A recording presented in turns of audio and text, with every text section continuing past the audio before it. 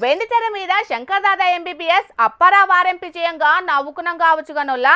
మన చుట్టూన్న శంకర్ దాదా ఎంబీబీఎస్లు అప్పారావు ఆర్ఎంపీలను తలుచుకుంటే గుండెల గుగులు పుడుతున్నది. డాక్టర్ చదువుకుంటేనే డాక్టర్లయ్యి జనాల పానాలతోటి చెలగటలాడుతున్నారు బట్టవస్గాలు.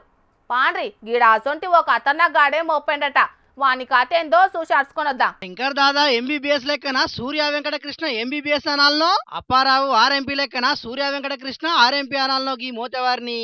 ఎందుకంటే ఉత్తుత్త వైద్యుడి అందగాడు. కానీ చూడుండ్రి, నొసలకు విభూది పూసుకొని మెడల స్టెథోస్కోప్ వేసుకొని ఎంత అమాయకంగా కనబడతాండో. ఫేస్ చూసి అయ్యో పాప అనుకునేరుల్లో. ఎందుకంటే గీ శుద్ధ పూస మొక్కపోడు అమాయకుడు కాదు, అమాయక జనాల పానాలతోటి చెలగాటం ఆడుతున్న మాయగాడు. మంచిగా చెప్పానంటే వైద్యం ఎరుగని వైద్యుడు వీడు.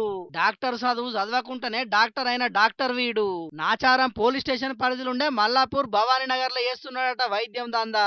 అటు క్లినిక్ ఇటు మెడికల్ షాపు. వైద్యం రాకుంటేనే మందుల మహత్యం ఏందో తెలియకుంటేనే రెండు దందాలు నడుపుతుండేటాలకు ఎస్టీఓ పోలీసులు పట్టుకున్నారు ఇవాళ ఈ నకిలీ వైద్యున్ని. ఏ రోగానికి ఏం సూది ఒడవానో ఏ మందులు రాయాలనో తెలియకుండానే చేస్తున్నాడట వైద్యం. అన్ని ముచ్చట్లు లెక్క తెలిసి లాకప్ లేసినందుకు దోలుకపోయిర్రు పోలీసులు. క్లినిక్ లో ఉన్న సామాను కూడా మొత్తం సర్దుకపోయిర్రు. ఏ బల్ల చదివిండో డాక్టర్ చదవని అడిగే పనులు ఉన్నారట పోలీసులు ఇప్పుడు. గాని చూస్తారు కదా public. Shankar Dada MBBS Apparao RMP సినిమాలు చూసి నవ్వినట్టు కాదు. అసొంటి పాత్రలు గిసొంటల రూపంలో నిజంగానే ఉంటాయి మన చుట్టూరంగా కూడా. కాబట్టి జర పైలముల్లో మరి గసొంటలతోని